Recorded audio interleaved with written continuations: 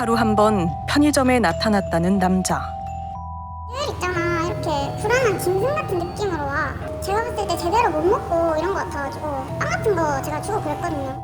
야윈 몸에 허기진 기색이 역력한 그에게 무료로 음식을 나눠주기도 했다는 편의점 사장님. 자기 집에 TV가 안 나와서 그걸 수리해야 되는데 자기한테 10만 원만 빌려주면 안 되냐. 전 돈 벌이는 절대 안 하거든요. 그래서 미안하다, 내가 지금 돈이 없다. 최근 발길이 뜸해졌다는 남자. 이 무렵 그가 들렀던 가게는 한두 곳이 아니었는데요. 저번에도 나한테 그랬는데 돈을 빌려달라고 그러더라고. 선글라스를 끼고 11시 넘어서 왔으니까 이거 야밤에 쓴 거라서. 밤낮 없이 선글라스를 쓰고 다니며 돈을 빌렸다는 인물. 우린 남자를 잘 알고 있다는 지인을 만나 자세한 얘기를 들을 수 있었습니다. 그 친구가 학창시절에 워낙 내성적이고 조용한 친구고 저희 가게가 있는데 그 앞으로 이 친구가 맨날 출근을 해요. 지나가는 모습을 보고 인사했지 친구니까.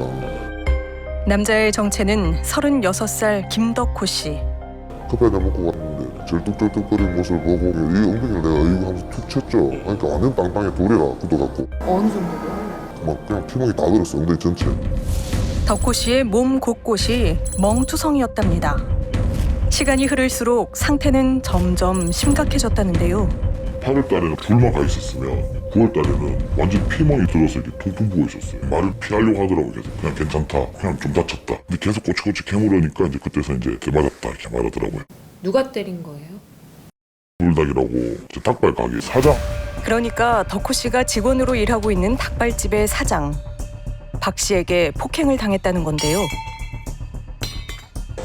세차 맞은 건 맞는데 아, 기억이 안 나. 가게에서 대방에서 맞을 때도 있고 밀대처럼 생겼는데 쇠 같은 거 있잖아. 그거 울리면 와 진짜. 그래서 같이 경찰서를 갔죠. 고소장 썼는데 월요일날 저한테 전화가 왔어요. 가게 출근한다고. 우린 그를 좀 더 가까이에서 지켜보기로 했습니다. 오전 10시 30분 무렵 가게에 등장한 남자. 저 남자 같죠? 비슷한데. 그는 바로 덕호 씨였는데요. 한참 뒤 박 사장 역시 출근을 했습니다. 주 6회 하루 12시간 동안 근무한다는 덕호 씨는 주방 일은 물론 홀 서빙부터 배달까지 하고 있었는데요. 그런데 두 사람의 관계는 조금 의아해 보였습니다. 덕호 씨가 일을 하는 도중에도 계속 박 사장의 눈치를 살피고 있었던 건데요. 눈치를 봐. 밤 11시가 되어서야 비로소 퇴근을 한 덕호 씨. 폭행을 당하면서도 박 사장의 곁에 머무는 그와 대화를 나눠봐야겠습니다. 좀 SBS 궁금한 이야기 와일 PD인데요. 저희랑 좀 대화를 나눌 수 있을까요? 그런데 나를 그냥 놔두시면 돼. 선생님을? 선생님이 지금 상황이 이러는 걸 왜 신고를 안 해요? 모르겠어. 자신을 그냥 내버려 두라며 서둘러 걸음을 옮기는 덕호 씨. 어쩌면 주변 상인들이 그의 사정을 알고 있을지도 모릅니다. 때렸다는 얘기도 들었다. 본 사람이 있고 그 사람이 그런 얘기를 했더라 안 했는 얘기는 들었는데 제가 내 마음은 잘 모르겠는데 아무래도 박 사장을 직접 만나 사실을 확인해야 할 것 같습니다. 사장님 안녕하세요. 저희는 SBS에서 나왔는데 SBS 네, 최근에 선생님이 여기 좀 폭행하시고 제가 그랬다는 제보를 받고 좀 왔는데 얘기 좀 나눌 수 있을까요? 네네. 그는 어떤 답을 들려줄까요? 무슨 일 있으셨던 거예요, 선생님한테? 걔가 때렸어요. 때린 건 인정하시는 거예요? 네. 아 진짜 근데 진짜 억울해요. 상습 절도? 저 친구가 좀 돈을 많이 훔쳐갔어요 사실. 나를 불러서 얘기해. 네. 잠깐 바꾸고. 분명 덕호 씨의 잘못이 있다는 겁니다. 선생님이 돈 훔친 거 맞으세요? 네, 그런 거 같습니다. 배고팠어. 사건의 발단은 덕호 씨의 손버릇 때문이라고 했습니다. 오픈 때 들어온 친구인데 들어온 지 한 달도 안 돼가지고 돈이 좀 빵꾸가 많이 나는 거예요. 현금 문제에서 이제 조금씩 10,000원씩, 20,000원씩 빼고 이렇게. 배달할 때도 그때도 이제 그렇게 했습니다. 처음에 돈이 몇백만 원 막 이렇게 돼가지고 일하면서 얼마씩 갚아라. 갚는 와중에 또 훔쳐가고 훔쳐서 계속해서 그러다가 어느 순간에 한 번씩 눈이 돌아가지고 진짜 그래가지고 나도 모르게 뭐로 때리셨어요? 너무 손으로 막 하고 막 박중으로 막 빵도 한 대 때리고 그건 폭력 아니에요? 그런 거 진짜. 선생님 주장대로 도둑질하는 직원을 쓰실 이유는 없었던 거예요. 그러니까 돈을 받아야 되니까. 그리고 나중에는 금액이 좀 커지니까 아니 받긴 받아야 되겠고 지금 여기서 내보내면 난 돈 하나도 못 받고 그러면 얼마를? 훔쳐가신 이렇게 800만 원. 그간 덕호 씨가 야금야금 가져간 돈이 무려 6,800만 원이랍니다. 아직도 갚아야 할 돈이 많다는데요. 그런 사람은 아니에요. 만약에 그런 걸 훔치는 사람 같으면 여기서도 뭘 훔쳤겠지. 근데 절대 안 그래요. 한 번도 그런 적 없어요. 훔쳐간다거나 뭐 이러셨어요? 여기서 돈 훔칠 사람은 아니에요. 단골 가게는 물론 덕호 씨가 아르바이트를 한 다른 주점에서도 문제는 없었다는 건데요. 다음 날 우린 덕호 씨와 따로 만남을 가졌습니다. 선생님 진짜 돈 훔쳤어요? 진짜로? 잠시 망설이는 덕호 씨.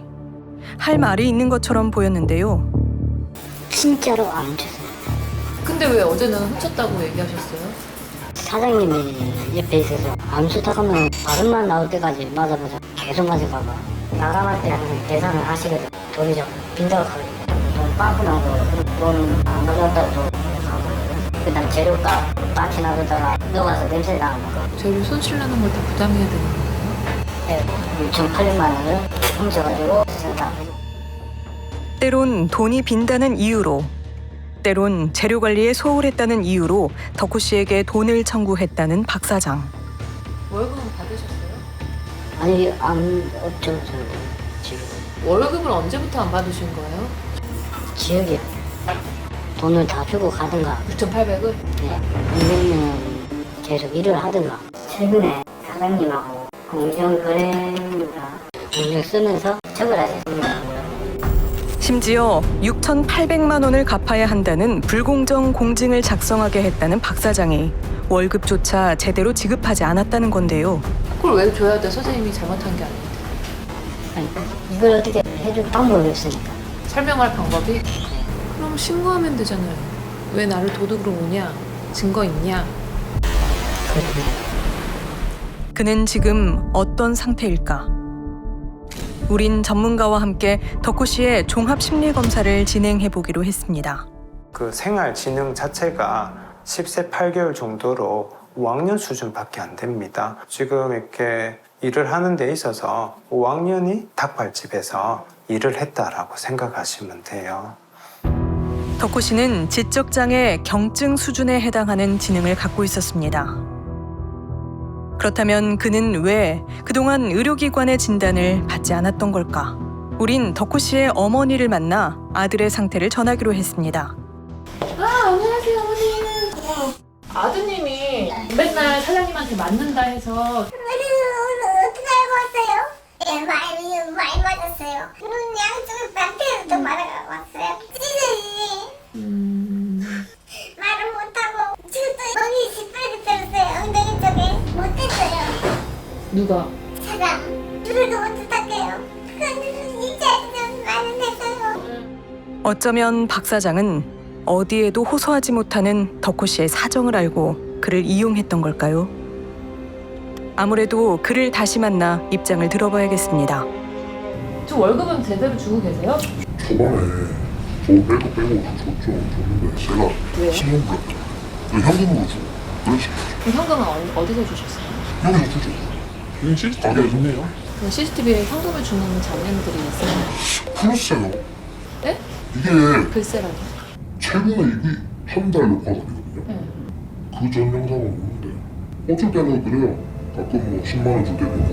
그러니까 배달 어느 순간이 아니고 생활비가 없으니까 없을 것 같으니까 뭐 10만 원, 10만 원, 10만 원 이런 식으로.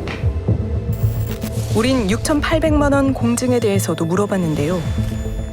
어디에 대해서 6,800만 원이라는 금액이 나왔던 거예요? 아니 돈을 너무 많이 가져왔나? 그러니까 그 가져간 증거를 보여달라는 거예요. 그런 거 내가 지금 증거가 없어요. 공증까지 생각하시는 분이 왜 CCTV나 영수증 사진이라던가 왜 이것만 해갖고 그냥 그런데 그때 내가 잘못했네. 내가 미안하다. 내가 나쁜 놈이다. 돌연 덕호 씨에게 사죄를 하는 박 사장. 탈의할게요.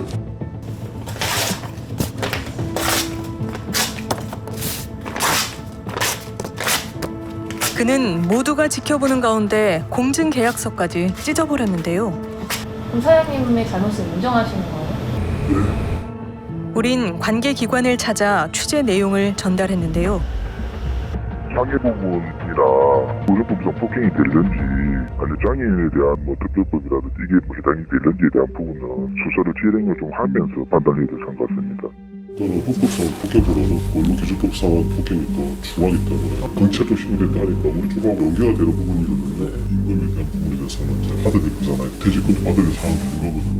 어머니를 사회관리를 하고 있기 때문에 복지적으로 도움이 필요한 부분은 제가 챙기면 되거든요. 그리고 본인이 근로능력이 있고 고용센터에는 취업 알선해주고 그런 데가 많단 말이에요. 저희가 시스템으로 의뢰를 해놓을게요. 오랜만에 만난 덕호 씨는 이력서를 쓰고 있었습니다. 아파트면 안 나가니까 친구들이 얼굴 막 좋아졌다 하고 지금은 이제는 좀 편해졌어요. 이제 일자리 이제 알아봐야죠. 중상적으로 이제 월급 받고 어머니랑 동거제고 있이 남자처럼 똑같이 행복하게 살죠. 지난 수년간 박 사장에게 무자비한 폭행을 당하고 갈취에 시달리면서도 도움조차 청하지 못했던 덕호 씨. 하지만 그가 닭발집을 벗어나 세상에 설 수 있었던 건 주변 사람들의 따뜻한 관심 덕분이었는데요. 5년 만에 새로운 도전을 하게 된 30대 청춘. 빛날 그의 앞길에 모두의 격려와 응원이 꼭 함께할 겁니다. 나도 생각을 좀 많이 해봤는데 진짜 미안하다. 일단은 돈은 조금만 기다려줘. 가게도 내놨다. 돈 해가지고 너 돈 줄게. 너무 걱정 안 하고.